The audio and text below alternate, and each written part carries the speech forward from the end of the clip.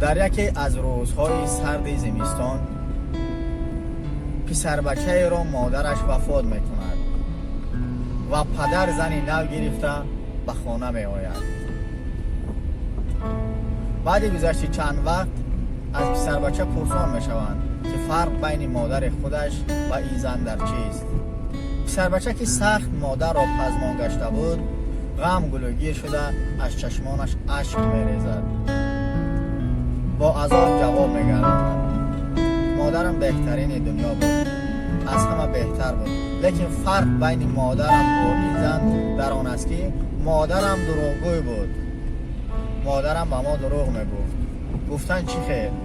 گفت وقتی که مادرم ما را میگفت میزنم ولی هیچ گاه نمیزد، ما را آزار نمیداد. از ما خطای سر میزد، مادرم میگفت که امروز به شما خوراک نیست، ولی مادرم همان روز خوراک‌های گرم به ما تأمین میکرد. لیکن این زن هر چیزی که گوید همه را میکند. اگر گوید که من شما را میزنم، حتما آب چشم ما را در میارد. و اگر گوید که امروز به شما خوراک نیست، حتما همان روز ما تا بگاه گرسنه میگردیم.